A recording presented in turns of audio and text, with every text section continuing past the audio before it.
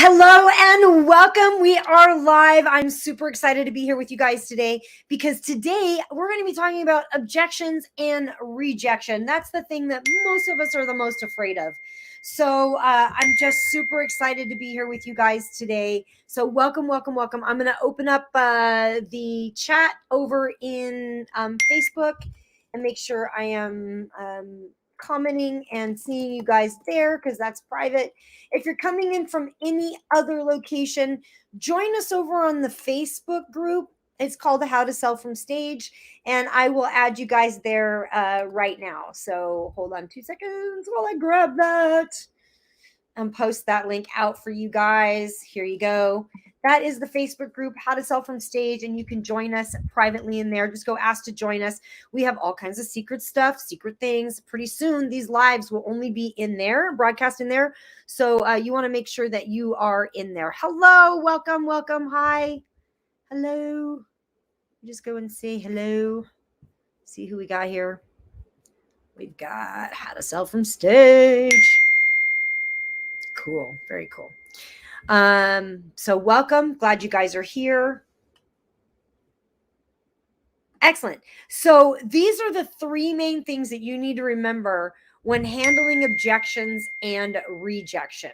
So there's three main things that you need to remember. Hold on 2 seconds. Not sure where Danny is. He's usually here, so I'm not sure. So the 3 steps to listening, the 3 steps to handling objections is the first thing is you really have to listen to the issue. You really have to be on their side.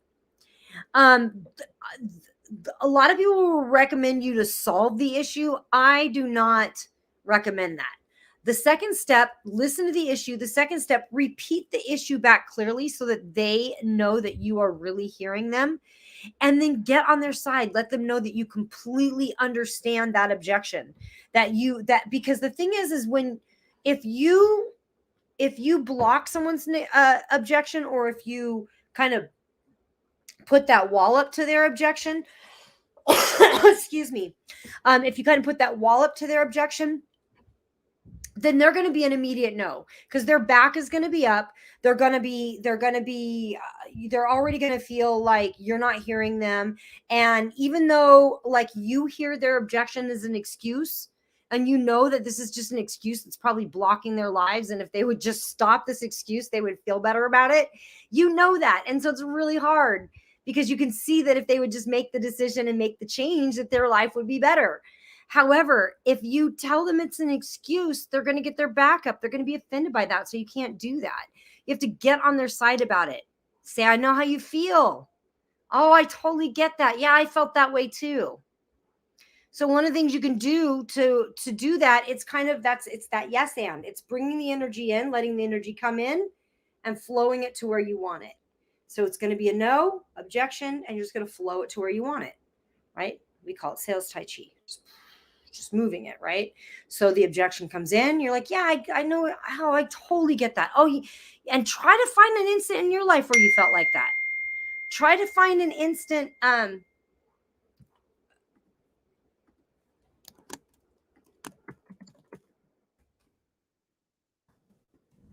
on a second.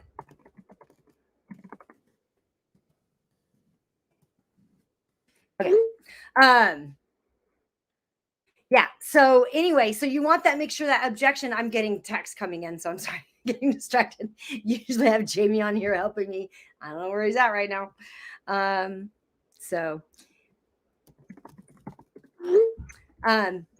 So anyway, to handle that objection, it comes to you want to move it. You don't want to object it. So one of the easiest ways to move that objection. So first thing you're going to do is you're going to listen. Second thing you're going to do, you're going to repeat back that objection very clearly so that they know that you heard them and you understand what the objection is. And then the next thing you're going to do is you're going to say, I know how you feel. You're going to find an instant in your own life where you felt that way. Then you're going to tell them that you found something. You found something out. Like for instance, yeah, I'm really stuck right now. My credit is tanked and I just don't even know how I could possibly do this. So then my next question to them might be, well, would you like to do it? Do you want to do it? Welcome, Jamie. Hello. Hi, glad you could make it. Yeah, Super glad you could join us. Anyway, so the next thing you want to do is you want to make sure that once they you want to find I lost my place now. I don't even know where I was at. Jamie distracted me. He does I, that. I am a distraction many a time. My apologies, folks. I thought I had an hour until the meeting. Until I got a message from Amy. We're live. Where are you? I'm like, I'm halfway through my lunch. Is where I am. And so that yeah, can that's okay. Thank you. Would you like to do this? Yeah. So the next question, well, do you want to do this? You got to make sure that they want it. If they don't want it, if it's like, well, yeah, I really like it. Or maybe it's like, no, I'm not, I don't really want to do this right now. That's okay too. Then that's a no. Right. But would you like to do this? When you find out that they really do want to do this, you got to get on their side. And then you go, okay, well, I felt that way too. This is like, I've been there before. I've been there where my credit's been tanked. So you're going to get on their side, find an incident in your life where you felt that way, possibly, to try to relate to them. Right? Oh man, I had this problem. I had this situation. My credit was completely tanked, and we didn't know what we were going to do. And so I've been there. I know exactly how you feel. But what I found that when I started really applying myself in these different ways, that it was not the money that was the issue for me. It was the resourcefulness. So once I figured out that the resourcefulness was the problem, then I could tap into that a little bit more. Would you like to explore where we could tap into your resourcefulness a little bit more? Right? So something like that.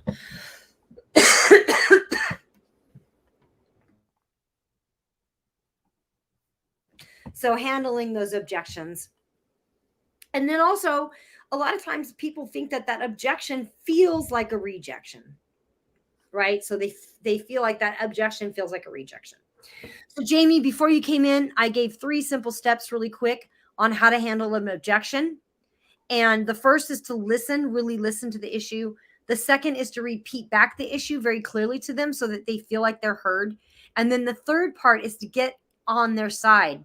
I know the feel, felt, found. I know how you feel, and then I found. Right? Mm. Yeah, I know how you feel. I I felt felt the same way, but then I and then found. I found. If you can break that up a little, so it doesn't sound so, because the feel, felt, found has been taught quite strongly because it is very Powerful. significantly effective because it deals with the emotional element of the person that you're talking to.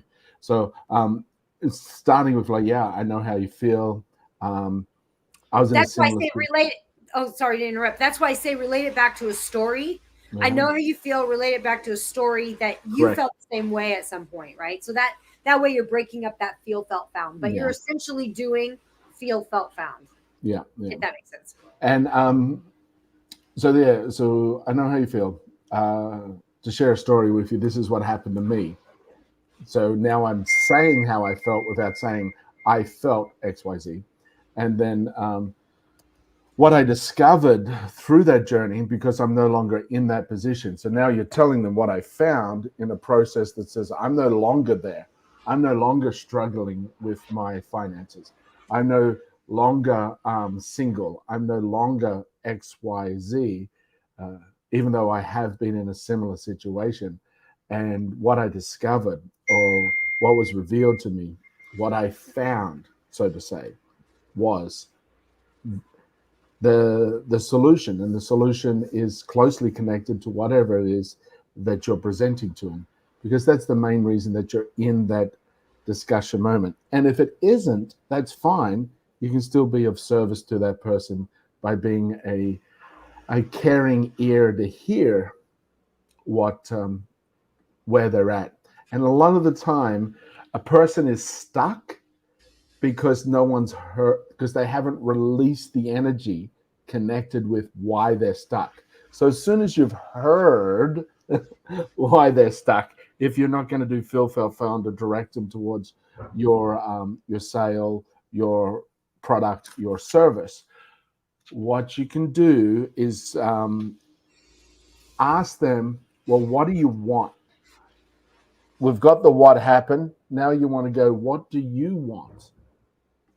And what can I do to help? Or what can you do to change that, to get closer to it? If you're not going to direct them down the pathway to your potential sale for your product or service.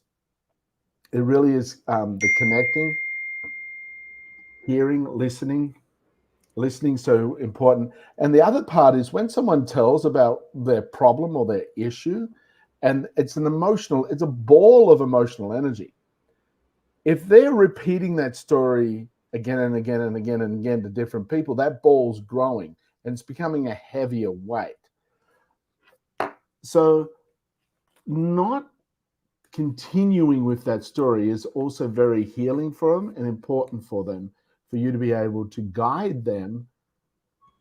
Okay, that's happened. So now what is important? And the word why is very powerful. Like, why is that stopping you? Well, I don't have the money. And it's like, well, why is that stopping you? Well, I just told you. Yeah, well, what is it about not having the money that's stopping you? In what area? Where? Get them really, because a lot of the time when a person is in a non-momentum stasis, and this can be depression, this can be just a set of circumstances, this would be where they find themselves in the moment. They're in a non-momentum situation because they've got this energy ball that for whatever reason is significant enough to stop them in their path. And it could be a tiny little pebble, because when that pebble is in front of a shopping trolley, you're not going anywhere. So you may have this wheelbarrow full of stuff that you can distribute to the world as far as knowledge, services, product, and information. But that small little pebble, which is this little emotional boulder, or it can be bigger, that can be stopping the person. So when we break this down, because this thing quite often is a story, and that story is vague. So there's nothing, when it's vague, there's nothing to hold on to. So getting down into the whys, well, why is that important? Why is that significant? Why is that stopping you? What is it about that makes you feel that you can't do anything right now? When they get down to actual specifics, there's a solution for every specific. It's very tough to have a solution for the cosmos of possibilities and potentials are not in alignment for me. Okay, what does that mean? Because that flimsy cloud, there's nothing to grip on. But when it comes down to like, I don't know how to tie shoelaces, we'll get you a pair of shoes with Velcro. You don't have to learn to tie shoelaces. Or there's a shoelace tying class that you can go to. There's a solution. So when you get down to an actual specific, you can give solutions to support and help a person. Absolutely. I love that. And hi, Deanna, and hello, Joanna. Hi, guys. Hello, welcome everybody. Glad you guys are here with us. We do a lot of this, and we're going to deep dive even more into handling objections and handling rejection at an event coming up in November 2nd. Yes. It's how to sell from stage. Let me just post the link in here. And let's see if it's a complimentary ticket. Am I the only one who can hear that super loud ping notifications sound really distracting? Yes, you are. I don't hear it. Do you hear it? Someone says, am I the only one that can hear that? I can sing that. I don't know. I don't hear it. Does anybody else hear it? It was when someone, it might be when you type a comment yourself. Maybe. I'm not hearing the ping. Joanna says you hear it as well, huh? Ooh, I think it's when comments come in. It's very loud. Oh, I'm just reading. Huh. Interesting.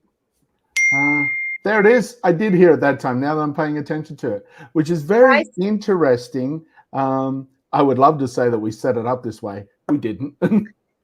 Yet when you're focused on one thing, I know what it is. What?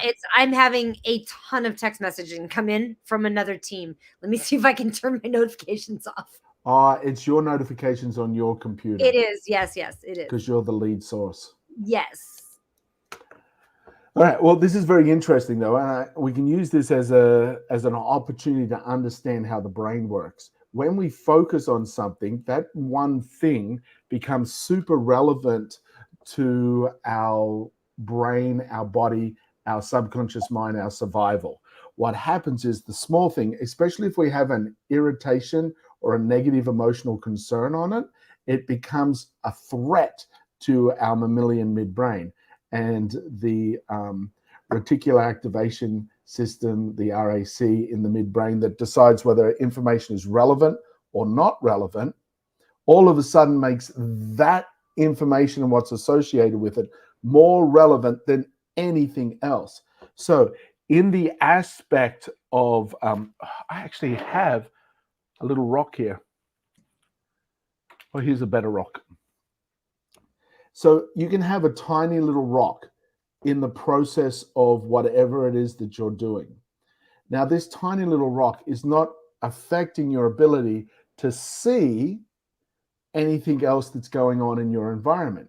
But when this little rock, say, for example, a pinging sound, becomes a frustration, an annoyance, that's the only thing you're thinking about. All the other, it becomes bigger and bigger, bigger and bigger, bigger and bigger, bigger and bigger, bigger and bigger, bigger and bigger. So all of a sudden, you see nothing else. You only see this rock. This rock is right in your face. This little concern is the only thing you're paying attention to, because the negative emotion tells your subconscious mind this is a threat. The negative emotion says, because this is a threat, we have to pay all our attention to it. We create a cortisol increase, which the fight-flight syndrome comes up. You actually start to sweat a little, and you get reactive. So that way, when you're constantly worrying about stuff and someone goes, hey, would you like a cup of coffee? Why would I need a cup of coffee? It's like your reaction to the environment is you're like a tightly bound spring. So noticing when something is creating that emotional state with you is the great time for you to stop, pause, take a deep breath, and go, what do I want? And I'm like, okay, I want to solve this problem or solve this situation, like we just did, where someone says, you spoke up, which is great, because another big thing that Amy was going to lead into is the feeling of rejection. A lot of people won't speak up for fear that they would be rejected.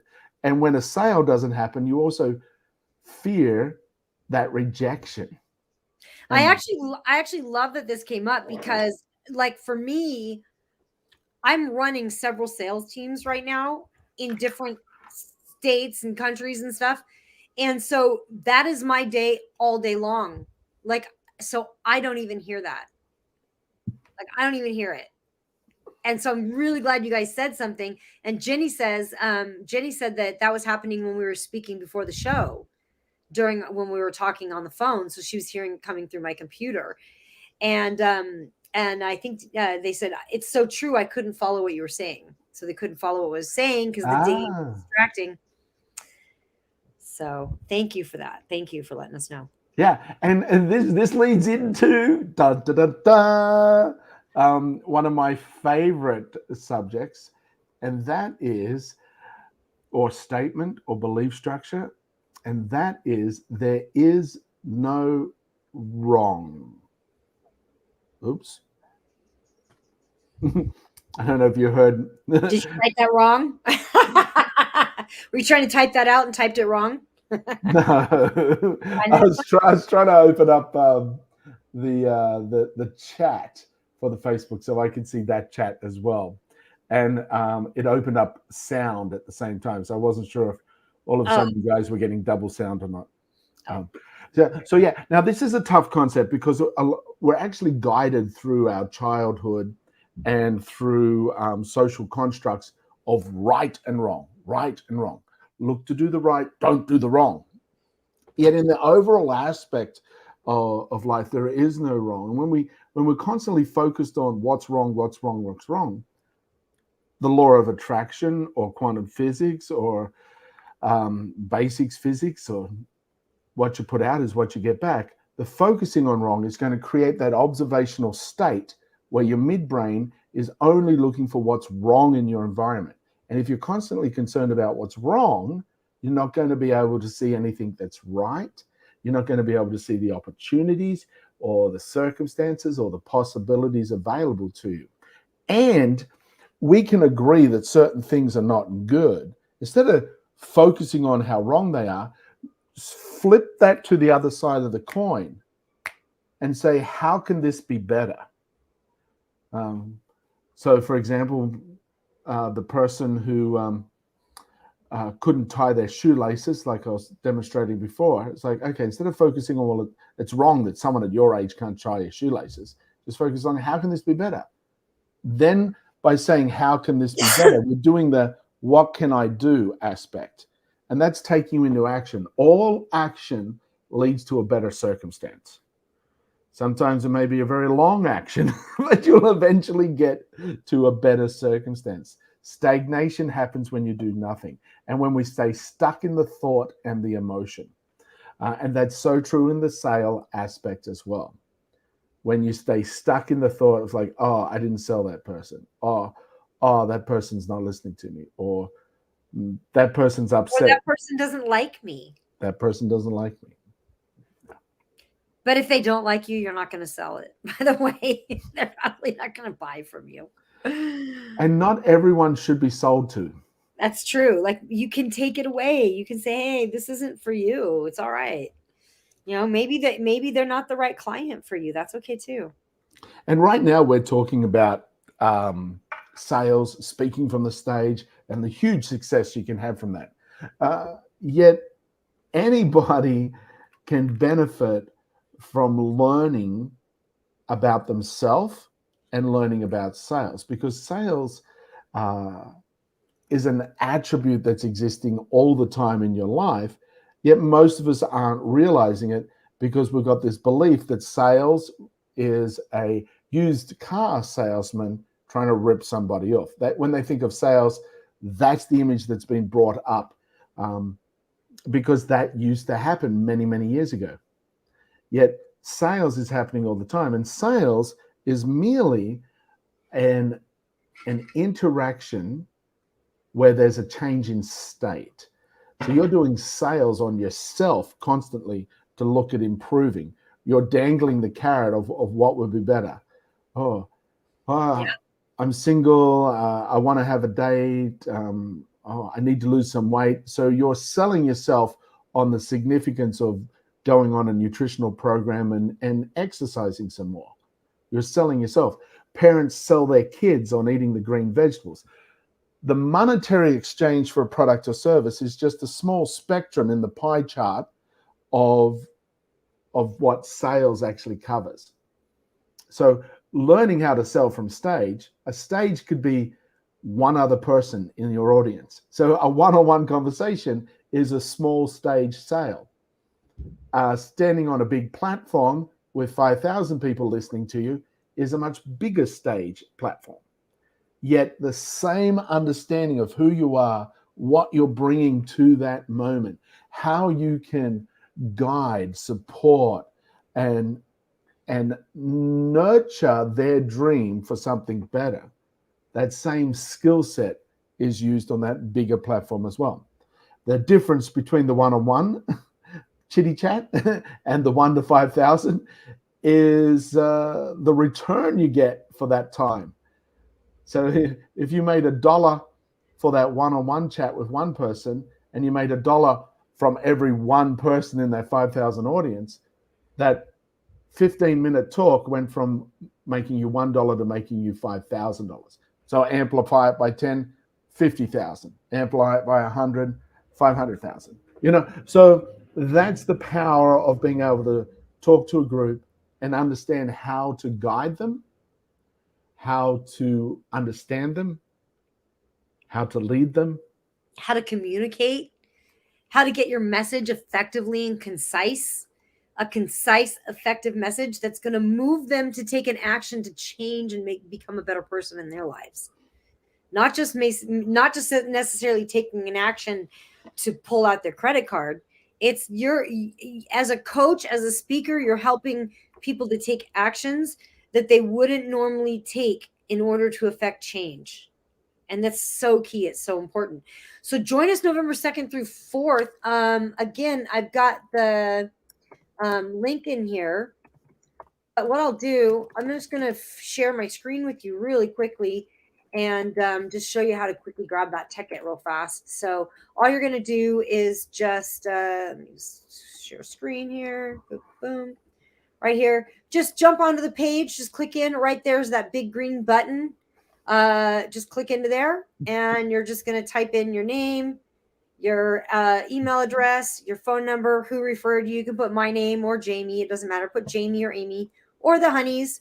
Just agree to the communication and click get my ticket. That's easy. Just put Amy, honey. It's shorter to write. Yeah, Amy, honey.